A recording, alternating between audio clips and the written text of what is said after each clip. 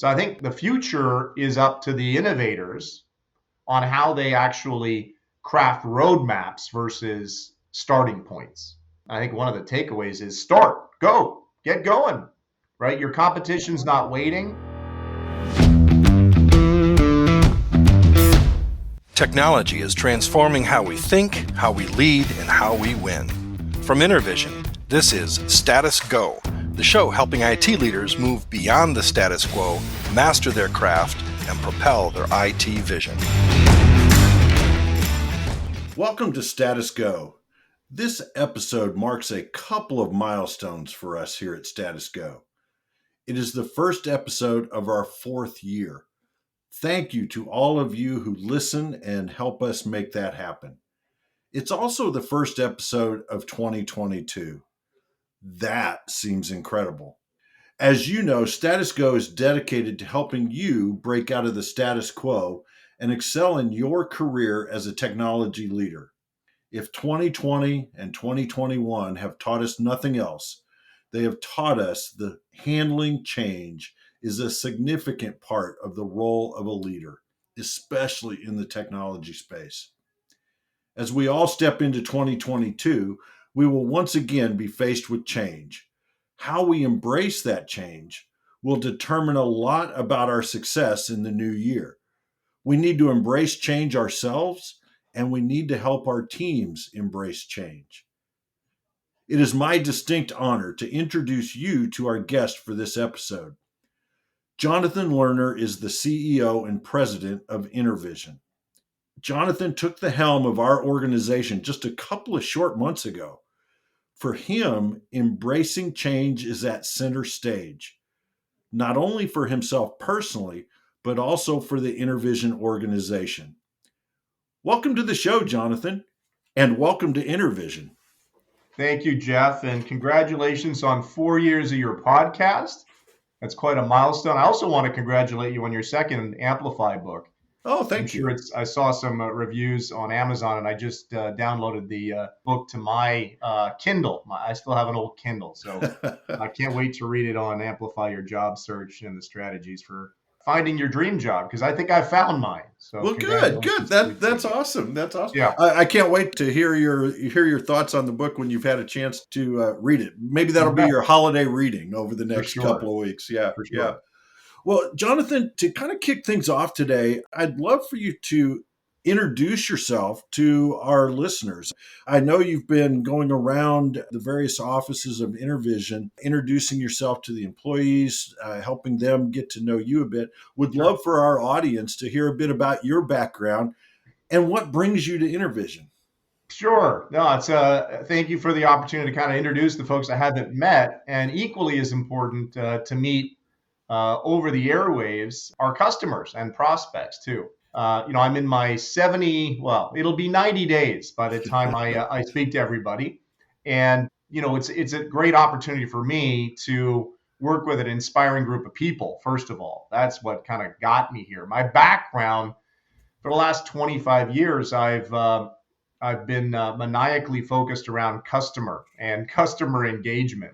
I've had the good fortune to work with some great mentors and some great software companies and service companies at the height of their performance. So I've come from several three-letter acronym companies, PTC, SAP on the OEM side, and have worked with some inspirational leaders that have been equally maniacally focused on customer. I think that's the common thread across many of my stops along the journey.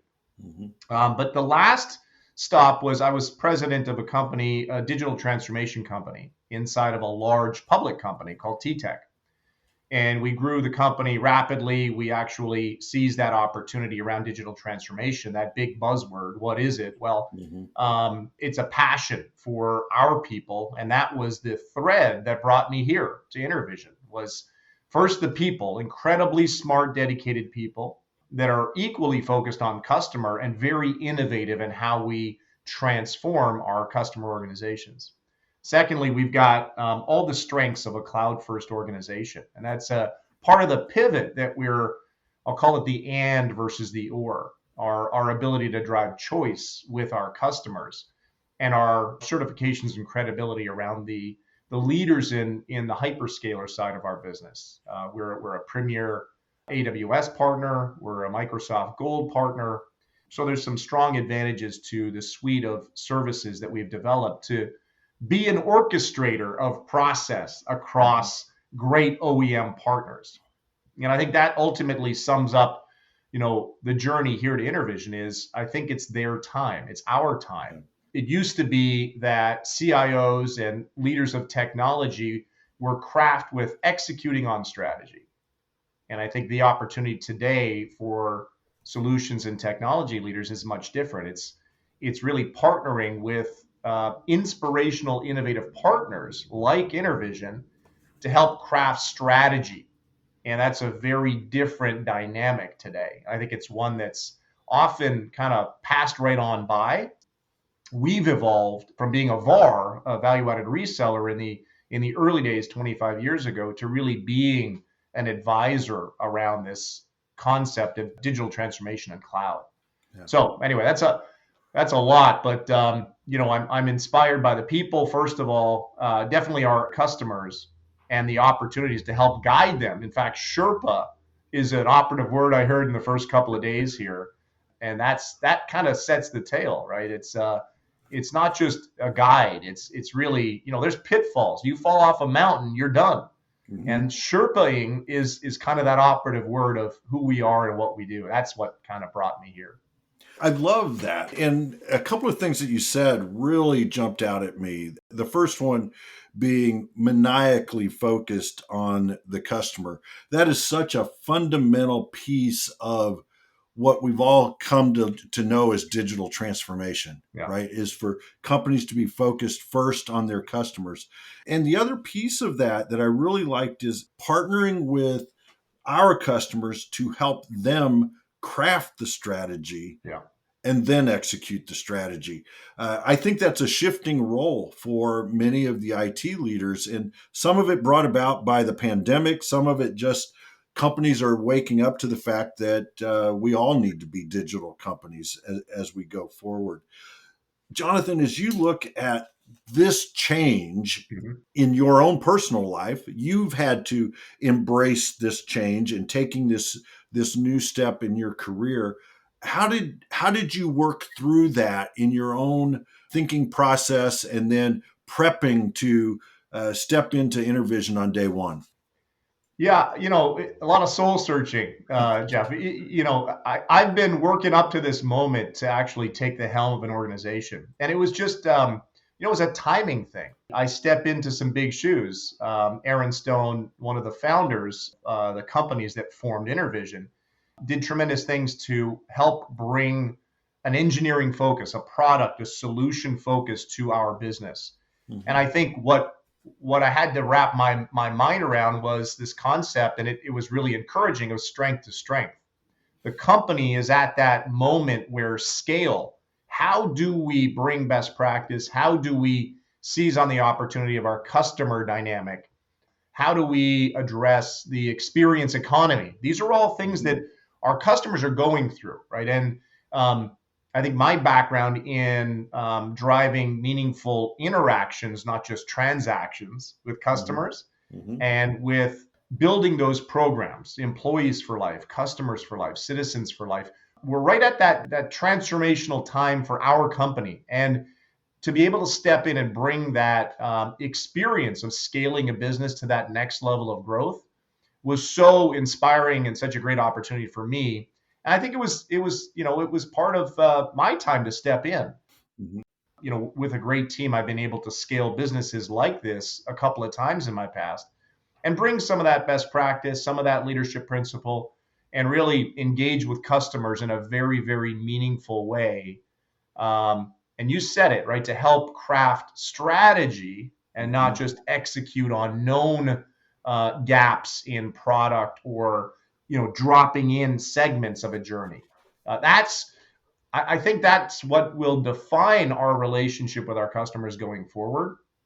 And I think we had all of the elements of that. We had 4 centers of excellence that when you, again, this vision of this golden thread of crafting outcomes across experience, and how do you actually use orchestration to bind these different components in a technical and functional roadmap.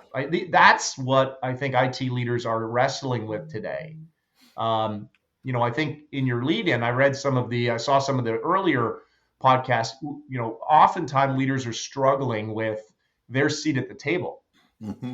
right? And as we know, Jeff, that dynamic is very much has shifted, and that was the thinking of what strength can I bring to this opportunity at this very, very important time for the next wave of growth of InterVision.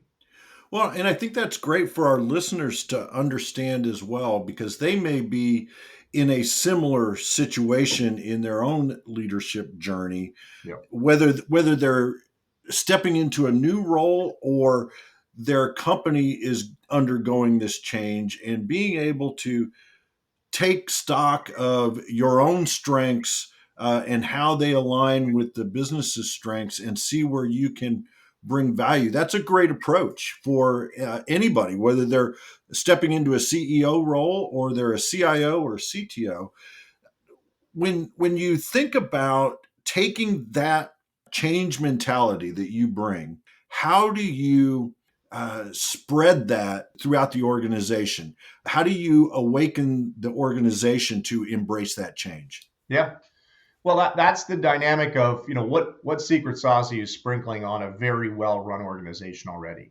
Mm-hmm. And you talk about a change mindset, or how do you actually not only handle but embrace change? Well, I think part of it is looking outside in, starting with the customer. We talked about maniacal customer focus. The customers are dealing with, frankly, moving. Dan Heath calls it upstream, right? They're Mm-hmm. talking about, here's what we used to do. We used to provide infrastructure, and we used to provide the beginnings of platform as that evolved from an infrastructure on-prem to infrastructure as a service and platform as a service. IT was really looked at as the driver of executing the technical side of the strategy. Mm-hmm. Well, when we think about upstream and we think about business outcomes, and you layer on the CIO challenge of, well, how do I move to really assembling services and decomposing process, and the added element of software as a service in the cloud reality? Now you're kind of uniting what was around building technology platforms to enabling business process that drives competitive differentiation. Mm-hmm. And I'll say, Jeff, let me say that again, because that's the key, right? Driving competitive differentiation around strategy. So the dynamic of IT within the organization and of our team and the needs for what we deliver, what we can offer to our customers and our prospects, is first we have to understand their strategy as well as they do. It's a very different dynamic, right? That means moving from really good feature function sellers, right? Identified need. What do I need? Well, here are my options around that need. To truly embracing, I understand your strategy and how IT can serve your business strategy, right? That's an evolving dynamic that's about outcome selling and what value we can bring from our 25 years of industry expertise around some key industries in the regulated industry space and in the public sector primarily. So we start with that outside in approach, right? Know your customer's strategy and help IT. We call it an and one. So here's what I do know about you. What can I bring as insight on top of that?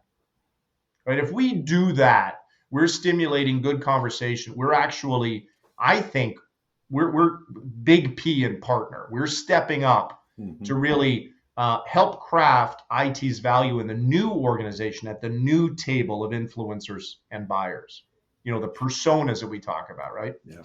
Yeah. I like how you phrased that with the driving competitive differentiation around Yeah. strategy, Yeah. because I think that really underscores IT's relevance in the new world. And I know you and I talked a little bit about this yesterday. Mm-hmm. How does InterVision help our clients then take that and understand their relevance in this new world and help them drive their businesses forward?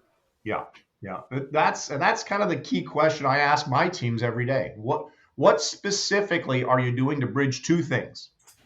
Qualified and quantified reasons for change. Right? Think about that as a driver for IT, right? It's not, I have an expiring piece of hardware for my premise-based data center. We all know Gartner's come out and said 80% of enterprises will close their traditional premise data centers by 2025. That's a compelling event to have conversations around what is the pain of same, Yeah. and how is that driving us to address the risk of change. That's the fundamental element of what can we bring to the conversation for IT leaders. But that's beyond IT leaders, right? That's today, that buyer's table I just mentioned, right? That's chock full of casual influencers, line of business. Of course, IT's at the table driving IT strategy, but you've got many more influencers brought to the game. Yeah. Gartner, it was corporate executive board used to come out with a metric. It started in, I think, 2017. There were an average of 6 influencers for any 6-figure or 7-figure investment in technology. They run that every year. We're up to over a dozen. So we've doubled the number of influencers on any technology decision. Well, why, right? The shift in budgets, the move to business, the imperatives to address business strategy. So the CFO's engaged, the chief security and risk officer in larger organizations, definitely the CIO, the CEO, product and product house or the chief product, they're all having to collaborate. What we do know is consensus is virtually impossible. So we have to help build that case for change. And to your question, Jeff, that's where I think we're really focused our efforts on helping that process, especially for IT leaders. How do we build that case that the pain of same is worse than the risk of change? Yeah. I love that pain of same. I'm jotting down some of the things that you've said today, Jonathan. I'm coming up with some great quotes. I'm going to have to steal some of these. I really like how you're visualizing this for our listeners. Sure. I want to shift just a little bit here. This is the first episode of Status Go for 2022, and we would be remiss if we didn't look to the future a bit. Yeah. And as I said in the intro, I think our future is full of change, but talk to me about what changes you see coming in the IT space for our listeners, our clients, our prospects. Yeah. Well, wow. This is my Oracle bring out the crystal ball moment. That's exactly right. Yes. Polish it up, gaze into it, and tell us what you think. Well, let me go back to that previous theme because there's risk in change. And the winners are going to be the ones that simplify that journey of change. Mm-hmm. It'll also, from the customer side, be those that can innovate on top of shift from premise to cloud, right? How do we drive more innovation for every IT dollar spent or invested, I should say? So I think the future is up to the innovators on how they actually craft roadmaps versus starting points. Now, everybody knows, I think one of the takeaways is start, go, get going, right? Your competition's not waiting. The innovation's happening.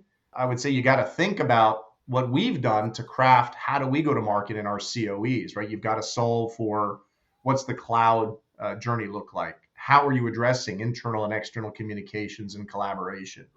Have you secured your infrastructure? What about resiliency and security?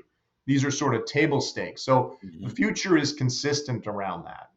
I'd say you're going to see a continued focus on doing more with fewer, right? So the honor of working with customers as a partner in light of what we're seeing as shedding vendors. And I think that collaboration with customers is going to be paramount for the relationships that are invested in going forward. Yeah. I talked about that alignment of infrastructure, platform, and SaaS. And you're going to see that accelerate. And the big, I'm talking with not only our suppliers, but also our customers around where their preference around buying motion is going. Mm-hmm. And we're seeing this kind of convergence with hyperscalers, the AWS of the world, really delving deep into applications and features now on top of infrastructure and cloud, right? So you're seeing this convergence, and I think that will accelerate in the future. I Mm-hmm. talked with one of the big SaaS providers in the CRM space, not to be mentioned, but they're worried about AWS and Microsoft disrupting their markets because it's easier for CFOs to wrap their spend around, let me do more with fewer, let me try to transact with fewer partners. Mm-hmm. So there's this dynamic of who's advising me and what are they providing. Now, as the orchestrator of that journey, we feel very comfortable, especially in our in that SMB, upper SMB, that mid-market focus, our sweet spot for our clients. And in those industries where we pick, regulated industry, the healthcare vertical, the financial services vertical, what we do with public sector, with state and local, and Mm-hmm. some of our quals and the experiences we're driving there around patient experience and citizen experience. So we're very focused, and I think the future holds a lot of merit for very focused niche plays, especially in our marketplace, right? Days of smaller VARs trying to just shotgun out. Look at the market and consolidation, right? That's Yeah. happening as well. We feel very good because we're very focused and we provide that value add that I think some of the larger that are focused on enterprise are kind of all jumbled in that big space. They're chasing the Fortune 500. We have the advantage of a very dedicated 1,200 customer base Mm-hmm. and a very robust, innovative mid market. I think that's so. I think that the future holds a very favorable role for those mid market players because they Mm-hmm. can leapfrog the large who are having to deal with expensing and taking those assets off the balance sheet. And how are they going to? I think mid market can actually embrace change quicker, and we're Right. seeing that. We're seeing many of those mid market industry players embracing roadmaps versus a play in technology. And this is not, we're reading the tea leaves very carefully. We're following Gartner and Forrester on what the trends are for the industry, but we're also listening to our customers and our OEMs, Right. and we're very close in the network there. And I think that's a continued trend for the future as well. I like how you paint that picture, Jonathan, because that's so important for IT leaders, technology leaders to be able to begin with the end in mind. I know that's somewhat of a cliche, right? But it's having a picture of what the future looks like so that you can take the steps you need to take today.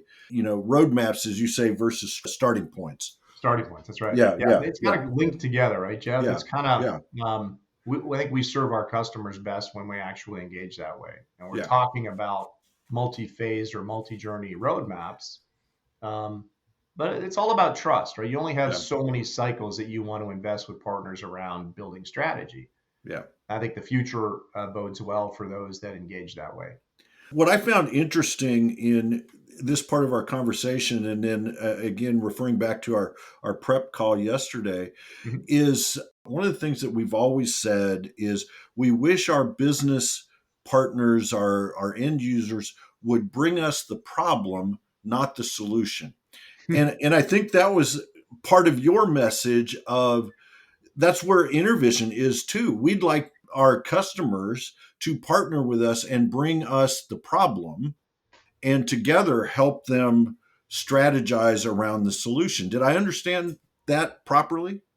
Yeah, I think our job's even to kind of predate the problem identification with the opportunity identification Mm-hmm. and to bring the insight of what we do in those industries and those similar players and what can we add one to that equation. Yeah, yeah, How do we challenge the thinking of what's possible, and how do we actually try to bring together the elements that have to be in place to execute the solutions clearly, but the services and the managed services, going back to your earlier question around what does the future hold, how do we simplify how customers digest those solutions?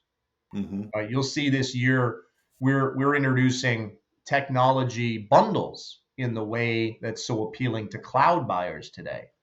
Complete scalability, right, and elasticity around all the ilities around, how do I buy, own, and run based on my seasonality or how I flex and own. So we're innovating with offers that make it easier, that simplify that digesting change, right? It's Mm-hmm. all about, how do we map to the most desirable way to build, own, and run those solutions.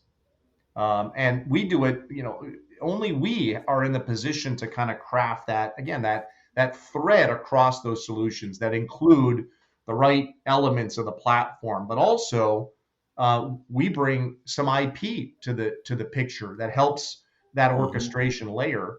And then we bring the right services and the right managing of the application through its lifetime. So, Yeah. part of it is as a service, right? How do we, for instance, take a look at ransomware protection as a service, to name one? Mm-hmm. How do we make that an easy element to own and operate inside of your organization with world-class, best-in-class OEMs and choice? How do you Yeah. want to run Yeah. it? Do you want to run it in your data center? Do you want to run it in our cloud? Do you want to run it on a hybrid or on a public cloud? Mm-hmm. And I think that's, again, choice is an operative word around where we've come from. Being a 25-year-old company, our superpower is we've done that. We're not Yeah. a born in the cloud, here's what we think you should do. We Yeah. can manage that we can Sherpa that tightrope of where you are, where you want to go, and the roadmap to get you to where you ultimately need to be. Because that's, you got to have a little patina. You got to have a Yeah. little good and bad experiences, frankly, and we bring those to bear. I think that's an important element of what makes us a bit unique. Yeah, it's that intersection that you talk a lot about, the intersection of the orchestration and the solutions, and bringing those to bear on customer strategy. And I think that's a great segue, or a great way to wrap up our conversation today, Jonathan. As you know, Status Go, we're all about action, Sure. and we like to have a solid call to action for our listeners. Yeah. So when you think about embracing change, both personally as a leader and extending that to your team, what are one or two things our listeners should go out and do tomorrow because they listened to our conversation today? I benefit every time from hearing stories from my customers. And I'll quote one of our customers um, that said a couple of weeks ago, I was visiting with them, and they said, "Don't wait. Right? It's a crawl, walk, run journey, but it starts when you choose, or it starts as a catch up because your competition did it first. Mhm. So don't wait. Find a champion for change inside of your organization, and then do a lot of listening around it and figure out what you bring to that. Where's your end one that you're bringing to that conversation? But don't wait, because I think that, look, whether it's technology curves or the pace of innovation, things are happening faster every quarter, every month, and I think that carpe diem, seize the day kind of thing. I saw a commercial too. Fortune favors the bold, right? Yeah, yeah, Was it Matt Damon? I think he's doing a commercial, but yeah. I uh, think so. I think I really think that that's the early bird, or that's the impetus for change. Go ahead and start. There's Yeah, definitely a journey in mind, but whether it's a line of business leader or an IT leader, uh, embrace that passion for innovation and yeah, see what we can do together. That's a takeaway. And then I would say that there's nothing that will replace, like we are, right, focused on measurable outcomes, hmm, right? Don't skip. There's another customer quote. Don't skip the business case. The business case for change and the pain of same. There's a huge quantifiable benefit in addition to the qualified benefit of this is what future looks like. Mm-hmm. So whether it's with us, we'll hope it is, but I think that concept of, dotting your I's and crossing your T's around change. Yeah.